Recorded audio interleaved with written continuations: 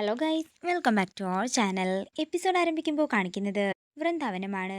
ഞാൻ എൻ്റെ കുഞ്ഞിനെയും കൊണ്ട് എങ്ങോട്ടെങ്കിലും പോയിക്കോളാം എന്ന് പറഞ്ഞുകൊണ്ട് മീര അവനെയും കൂട്ടി പോകാൻ ഒരുങ്ങുമ്പോൾ കമല പറയുകയാണ്, മീരെ നീ ഒരു കാര്യം കൂടി ചിന്തിക്കണം. അവൻ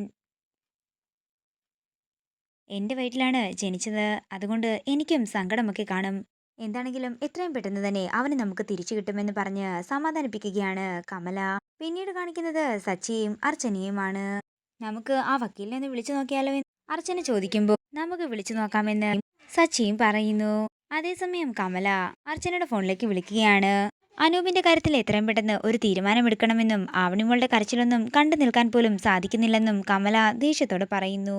നിന്നെ കൊണ്ട് പറ്റില്ലെങ്കിൽ പറഞ്ഞാ മതി, എനിക്കറിയാം വേറെ എന്ത് ചെയ്യണമെന്ന് എന്ന് ദേഷ്യത്തോടെ കമല പറയുമ്പോൾ എന്ത് ചെയ്യണമെന്നറിയാതെ നിൽക്കുകയാണ് സച്ചിയും അർച്ചനയും. ഉള്ളതെല്ലാം വിറ്റുപെറുക്കിയിട്ടാണെങ്കിലും ഞാൻ എൻ്റെ മകനെ രക്ഷിച്ചോളാം. നീയും നിന്റെ അനിയത്തിയും കൂടി അവിടെ സുഖിച്ചു കഴിഞ്ഞു. നിന്റെ അനിയത്തി ഒരുത്തിയുണ്ടല്ലോ അവിടെ. അനൂപ് ജയിലിലായിട്ട് ഇതുവരെ അവളൊന്ന് വിളിച്ച് തിരക്കിയത് പോലുമില്ല. തുടർന്ന് അർച്ചനയ്ക്ക് നേരെ പൊട്ടിത്തെറിച്ചുകൊണ്ട് കരഞ്ഞുകൊണ്ട് കമല കോള് കട്ട് ചെയ്യുമ്പോൾ അർച്ചന സച്ചിയോട് പറയുകയാണ്, സച്ചിയേട്ടാ, അമ്മ എന്തിനാ ഇപ്പോ എന്നോട് ദേഷ്യപ്പെട്ടത്? എനിക്ക് ഒന്നും മനസ്സിലാകുന്നില്ല. എടോ, അവിടെ എന്തോ പ്രശ്നമുണ്ടായിട്ടുണ്ട്, അതാണെന്ന് സച്ചി പറയുമ്പോൾ എനിക്കൊന്ന് തിരിച്ചു പറയാൻ പോലും അവസരം തന്നില്ലെന്നും. സച്ചിയേട്ടാ, ഇനി ആരെ വിളിച്ചാലാ ഈ പ്രശ്നമൊന്ന് തീർക്കാൻ പറ്റുന്നത്? ACP കാർത്തിക്കിനെ വിളിക്കുകയും ചെയ്തു, കമ്മീഷണർക്ക് പരാതി കൊടുക്കുകയും ചെയ്തു. ഇനിയും ഇങ്ങനെ തന്നെ പോവുകയാണെങ്കിൽ നെല്ലിശ്ശേരിയും വൃന്ദാവനവും ഒക്കെ തന്നെ നമ്മുടെ കയ്യിൽ നിന്നും തെന്നിപ്പോകും. അവർക്കൊരു ആപത്ത് വരുമ്പോൾ രക്ഷിക്കാൻ പറ്റിയില്ലെങ്കിൽ പിന്നെ നമ്മളൊക്കെ എന്തിനാ ജീവനോടെ ഇരിക്കുന്നതെന്ന് അർച്ചന ചോദിക്കുമ്പോൾ സച്ചി പറയുകയാണ്, താൻ സമാധാനമായിട്ടിരിക്കും, എന്തെങ്കിലും വഴി കാണാതിരിക്കില്ലെന്ന് പറഞ്ഞ് സച്ചി അർച്ചനയെ സമാധാനിപ്പിക്കുകയാണ്. അതേസമയം വക്കീല് അവരുടെ ഫോണിലേക്ക് വിളിക്കുന്നു. കോൾ എടുത്തപാടെ തന്നെ വക്കീല് ചോദിക്കുകയാണ്, നിങ്ങളിതിപ്പോ എന്ത് പരിപാടിയാ കാണിച്ചത്? മധുവിനെതിരെ കേസ് കൊടുക്കാൻ പോകും മുമ്പ് നിങ്ങൾക്ക് എന്നോട് ഒരു കാര്യമെങ്കിലും പറഞ്ഞുകൂടായിരുന്നു? സാധാരണ ഞാൻ പറയുന്നതെല്ലാം കേട്ടു നിൽക്കാറുള്ള ആള് പറയുന്നതെല്ലാം തന്നെ ഇന്ന് ഞാനാ തിരിച്ച് കേട്ടുകൊണ്ട് നിന്നത്. ഇനി അയാളുടെ ജീവിതത്തിൽ എന്തൊക്കെ സംഭവിക്കുമെന്ന് എനിക്കൊരു ഗ്യാരണ്ടിയും പറയാൻ സാധിക്കില്ല. ഇതിന്റെ പേരില് എന്നെ ഇനി വിളിക്കരുതെന്ന് പറഞ്ഞുകൊണ്ട് വക്കീല് കോള് കട്ട് ചെയ്യുകയാണ്. അങ്ങനെ ആ വഴിയും അടഞ്ഞല്ലോ എന്നുള്ള വിഷമത്തിൽ നിൽക്കുന്ന സച്ചിയും അർച്ചനയുമാണ് കാണിക്കുന്നത്. പിന്നീട് കാണിക്കുന്നത് ഹോസ്പിറ്റലാണ്. 2 ദിവസം കഴിഞ്ഞാൽ നന്ദനെ ഡിസ്ചാർജ് ചെയ്യാമെന്ന് ഡോക്ടർ പറയുമ്പോൾ ഇതുവരെ നന്ദേട്ടൻ ഒന്നും സംസാരിച്ചില്ലല്ലോ എന്ന് അവന്തിക ചോദിക്കുന്നു. അതിനൊക്കെ സമയമെടുക്കുമെന്നും 6 മാസമെങ്കിലും ഇയാൾക്ക് റെസ്റ്റ് വേണമെന്നും അധികം വിസിറ്റേഴ്സിനെ ഒന്നും അനുവദിക്കേണ്ടെന്നും ഡോക്ടർ പറയുന്നു.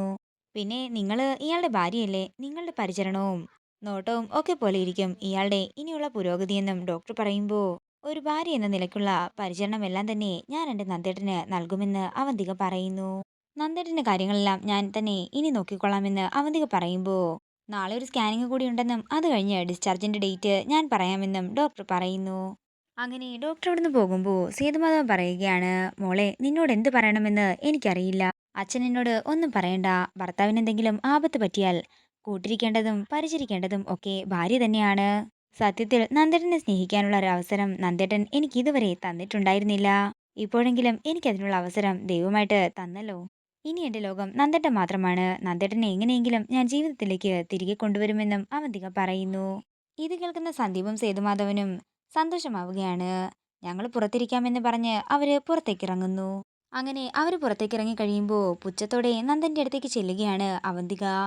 ഇവിടെ ഞങ്ങൾ പറഞ്ഞതുവെല്ലാം നിങ്ങൾ കേട്ടായിരുന്നോ? ഈ ആളുകൾക്ക് ബമ്പർ ലോട്ടറി അടിക്കുക എന്നൊക്കെ പറഞ്ഞു കേട്ടിട്ടുണ്ട്. അതേപോലെ തന്നെയാണ് നിങ്ങളുടെ ഈ വീഴ്ചയുണ്ടല്ലോ, അതെനിക്കൊരു ബമ്പർ തന്നെയാ. എന്തായാലും പണി ചെയ്തവന്മാര് നല്ല വൃത്തിയായി തന്നെയാ ചെയ്തിരിക്കുന്നത്. പിന്നെ ഡോക്ടർ പറഞ്ഞത് നിങ്ങൾ കേട്ടായിരുന്നോ? നാളത്തെ സ്കാനിങ് കഴിഞ്ഞിട്ട് ഡിസ്ചാർജിന്റെ ഡേറ്റ് പറയാമെന്ന്.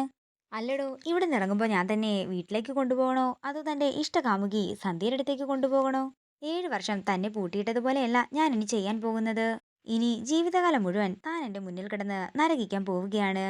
ഇതൊക്കെ കേൾക്കുന്ന നന്ദന്റെ കണ്ണു നിറയുമ്പോൾ അവന്തിക പറയുകയാണ്, ഇതൊന്നും ഇപ്പോഴേ തുടങ്ങണ്ട, ഇനി എന്തൊക്കെ കാണാൻ കിടക്കുന്നു. പിന്നീട് കാണിക്കുന്നത് ഐസിയുവിന്റെ പുറത്ത് വിഷമത്തോടെ ഇരിക്കുന്ന സേതുമാധവനെയാണ്. തുടർന്ന് സന്ദീപ് സേതുവിന്റെ അടുത്തേക്ക് ചെല്ലുകയാണ്. അച്ഛൻ വീട്ടിലെ പ്രശ്നങ്ങൾക്കെല്ലാം പരിഹാരം കാണാനായി ജോത്സ്യന്റെ അടുത്ത് പോയിട്ടുണ്ടായിരുന്നു. എന്നോട് ആദ്യം എല്ലാ കാര്യവും പറഞ്ഞു. അച്ഛനും ഇതൊക്കെ വിശ്വസിക്കുന്നുണ്ടോ എന്ന് സന്ദീപ് ചോദിക്കുമ്പോൾ ഇവിടുത്തെ കാര്യങ്ങളെല്ലാം കൂടി കൂട്ടി നോക്കുമ്പോൾ എനിക്കും അത് തന്നെ സത്യമായിട്ടാ തോന്നുന്നത് സേതു പറയുന്നു. ഇത് കേൾക്കുന്ന സന്ദീപ് ദേഷ്യത്തോടെ പറയുന്നു, ഇന്നത്തെ കാലത്തും അച്ഛൻ ഇങ്ങനെയൊക്കെ ചിന്തിക്കുന്നുണ്ടല്ലോ. എന്നാലേ ഞാനിതൊന്നും വിശ്വസിക്കാൻ ഒരുക്കമില്ലെന്ന് ദേഷ്യത്തോടെ പറയുകയാണ് സന്ദീപ്. ഇതോടുകൂടി ഇന്നത്തെ എപ്പിസോഡ് ഇവിടെ തീരുകയാണ്. വീഡിയോ ഇഷ്ടമായെങ്കിൽ മറക്കാതെ ലൈക്ക് ചെയ്യുക, ഷെയർ ചെയ്യുക, കമന്റ് ചെയ്യുക. കൂടുതൽ സീരിയൽ അപ്ഡേറ്റ്സിനായി മറക്കാതെ സബ്സ്ക്രൈബ് ചെയ്യുക.